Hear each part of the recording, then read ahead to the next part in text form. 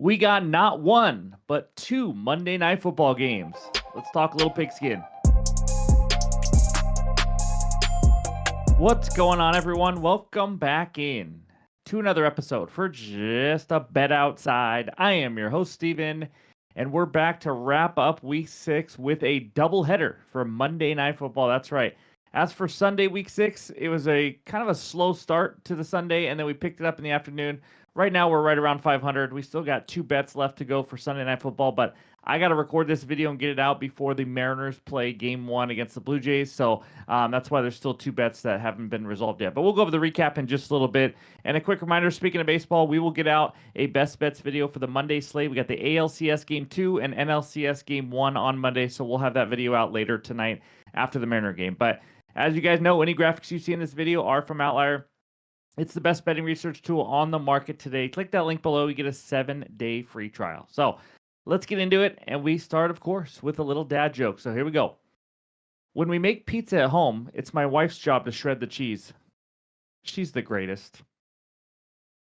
Anyways, in this video, we're going to recap Week 6, and then we're going to preview and give best bets for Bills at Falcons, and then the same thing for the Bears at the Commanders, and of course, we'll finish it with the recap. So hit that like button if you haven't already. Leave a comment below to help this channel continue to grow. If you're new to the channel, you know what to do. Hit that subscribe button. Come join this awesome community. Let's get it rolling, and that means it's recap time. All right, here it is, the Week 6 bets recap. We start with the game bets, 2-1. We'll take that. The problem is the only one we lost was the one-unit play because of the Rams. The Rams game alone cost me 2 units. It was absolutely brutal. Would have been a great day. But Rams team total over 22.5. They had 17. They were driving. They go for it on 4th and 3 inside the 10. Don't get it. Get sacked. And they never score again. I mean, it was atrocious. They really didn't even come that close. They had a turnover to score. They had 3 points at halftime against the worst defense in the NFL. I have nothing to say. They were atrocious. They are terrible in the red zone, and I'm angry about it because the Packers went over. That should have been a 3-0 game bets. Just it is what it is. Anyways, I'm just venting. Panthers team total over 22.5. I think they scored 30. That one should have been 1 unit. That was easy peasy, pumpkin squeezy. Thank you, Dallas defense. And then player props, off to a rough start, and it was close. Jalen Warren under 48.5 yards. He finished with 52. Right there on his last carry, he got it. And then Ferguson over 48.5 receiving yards. I have no idea. He was not included. There was another guy, I forgot his name, wide receiver that was heavily involved. And then George Pickens had an absolute monster day, and Ferguson, nowhere to be found. That's for sure. I think 1 or 2 catches. But Kyron Williams over 89.5. Again, we go back to this Rams game that will be the death of me today. This was brutal. Over 89.5. He had 88, and he was going to get a couple carries to run the clock out. He got a -2 yards and a no gain, and he didn't get it. 2 yards on the last 2 carries, and I cashed that 1 unit play. Again, the Rams. T. Higgins over 41.5 receiving yards gets the job done. The Bengals passing offense finally woke up in the second half. That was a nice winner. Darnold and May 200+ passing yards each. That was a very easy winner, 1 unit winner there. And then right before we went on to record, Sterling Shepard got a nice long 30-something yard catch. He already had 15 on the day, and he cashes for us too. That was an added play today. We also had another added play. Xavier Worthy in Sunday Night Football, 5+ receptions.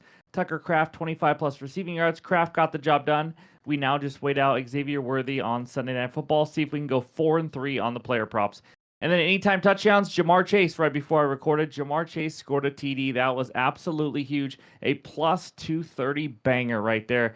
Emeka Egbuka probably would have had a touchdown. He caught 2 balls, hurt his hamstring, never played again. They have a ton of points. Just bad luck. It is what it is. And then, again, Xavier Worthy. We have 2 things on Xavier Worthy tonight. It's all up to him now. So, +145. So, 1-1 on the anytime touchdown. So, that's what we got for the Sunday bets recap. Now, let's check out page 2. As you can see, it's been kind of a 500 year so far through the first 6 weeks. Hopefully, we can turn that around. It's better than losing, but I want to get some units going. So, sides and totals, 11-11 so far this year, down 2.83 units. Player props, up a little over 3 units. Obviously, with a couple with that one Xavier Worthy, and then anytime touchdowns, 8-10, up 0.3 units. So that's what we got for the overall record and the Week 6 recap. Now let's talk Monday Night Football. All right, this first one takes us out to the ATL, where the Falcons host the Buffalo Bills. Bills -4.5. Total in this one is 49.5. Quick preview here. Actually, before we get into anything, I have one best bet there's some props I'm kicking around. Again, I'm trying to get this video out before the Mariner game, so I may have an added player prop here on this one, but just in case you're curious, that's why it's only I only have a game bet on this game at least. So, anyways, Bills coming in off a tough home loss against the Patriots on Monday Night Football. Falcons coming in off of a bye. As for the injury report in this one, Bills stud linebacker Milano, one of the better defenders, is out. Dalton Kincaid, the tight end, questionable. Wide receiver Curtis Samuel, questionable. Falcons, pretty healthy. We see Darnell Mooney is going to be out with a hamstring injury. But numbers, Falcons 2-2 ATS, Bills 2-3 ATS, Falcons 3-1 to the under, Bills 3-2 to the over. So really nothing there yet. But my best bet is a side. Give me the Falcons plus 4.5 at -112 on DraftKings. This is a half unit play. Again, I may add a player prop to this game, so be sure to check pinned comments below. But I think the Falcons are a live dog here. Let's talk the Bills first. They've not looked great this season. Here's the big thing. They haven't played anybody. I mean, it is insane when you go through this. So here we go. Week 1, they beat Baltimore by 1 point. You know who Baltimore is. Worst defense in the league. And obviously, they have no Lamar Jackson. But they weren't winning with Lamar Jackson. Weeks 2 through 4, they beat the Jets, Dolphins, and Saints. They are a combined 2-16, guys. That means their first 5 opponents, or first 4 opponents, had a combined record of 3-21. The Ravens, Jets, Dolphins, and Saints. That is wild. And then week 5, played a decent Patriots team. What'd they do? They lost at home. And not just that. On top of the week schedule, 4 of their first 5 games have been at home. That is insane to me. This is only their second road game of the year. Now, on top of that, Bills defense, we know, missing one of their best players in Milano. This team cannot stop the run to save their life. They've given up the second most yards per attempt in the NFL at 5.6. Also given up the highest rate of explosive run plays. That's not so good in this matchup. Bills offense faced 4 of the 7 or worst 7 defenses in the NFL already. They finally faced a good defense in New England, struggled a little bit. So again, even with easy competition, they're just 14th in red zone touchdown percentage, so not a great red zone offense so far. And now the Falcons. After their absolute dud versus Carolina, and I'm not going to lie, it was terrible. They came back and dominated start to finish in against the Washington Commanders. Falcons defense's unit is playing pretty good this year, averaging quarterback pressure, which is pretty good for them because they were like almost dead last year. The strength of this team is their pass defense, without a doubt. They have allowed the fewest net yards per pass attempt in the entire NFL, just 4.7. They've also allowed just 135 pass yards per game. That is wild to me. They have an athletic front 7 that I think can contain Josh Allen a little bit. Obviously, he's one of the best running quarterbacks in the NFL.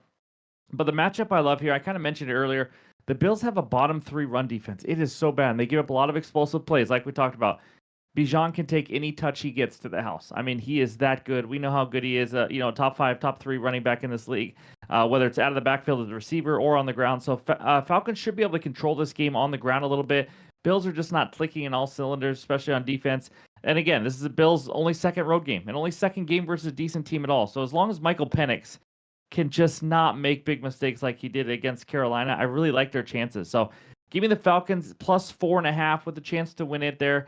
But I'll take the points. That is my first best bet. Again, I might be having some added plays. I'm looking at James Cook over rushing yards, maybe an alt line with Bijan Robinson, things like that. So throwing around some ideas, but again, any added plays will be in the pinned comments. But that's what I got for game 1. Let's move on to game 2.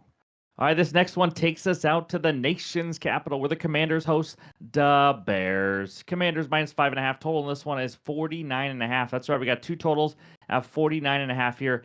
It's a battle of the top 2 picks in last year's draft. That's right. Mr. Caleb Williams and Jaden Daniels. Bears coming off a bye here. Commanders coming in off a nice 27-10 win against the Chargers as they got their boy Jaden Daniels last week.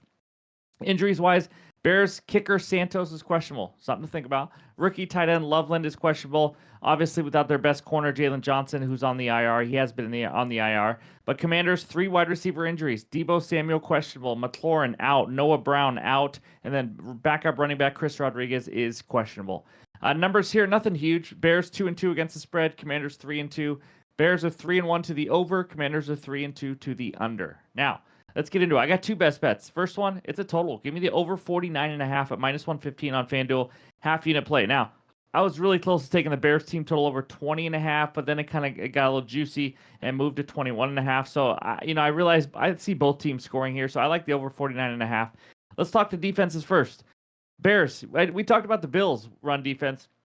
The Bears have been worse. They are the worst run defense in the entire NFL. How about allowing 6.1 yards per attempt? Next closest are those Bills at 5.7.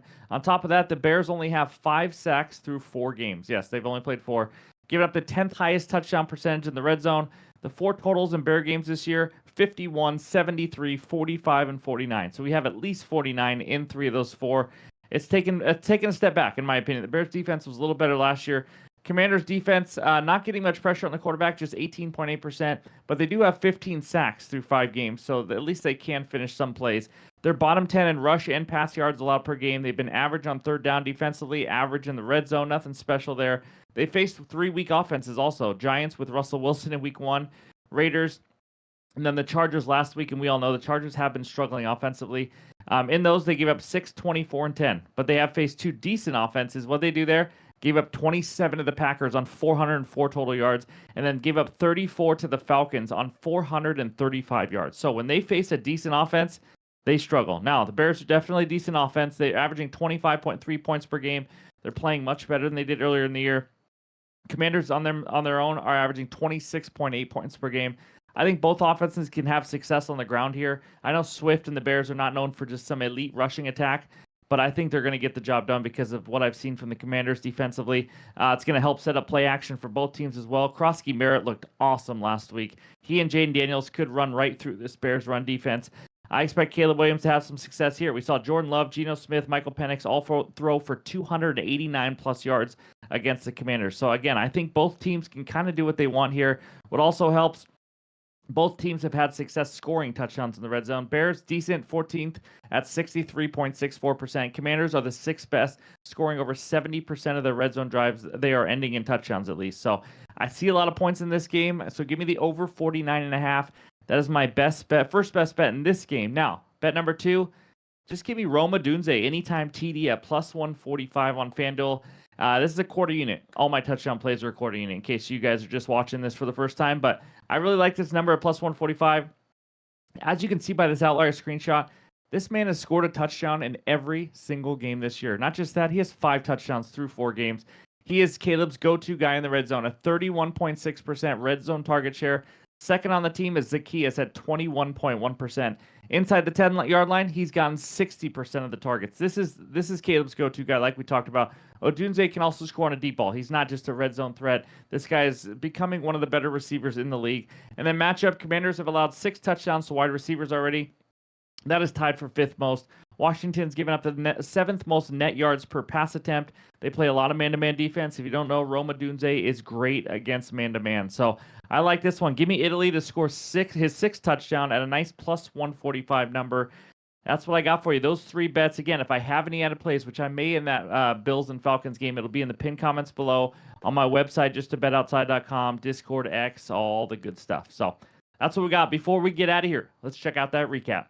All right, those are my 3 best bets so far. Falcons plus 4.5, minus 112 for a half unit. The over 49.5 in the Bills-Falcons game for a half unit. And then Rome Odunze anytime TD at plus 145 for a quarter unit like I usually do for my TD bets. As you guys know, like I mentioned in the video, I may have an added player prop as well. So be sure to check the pinned comments below. But thanks again for watching. I really appreciate the support. Hit that like button if you haven't already.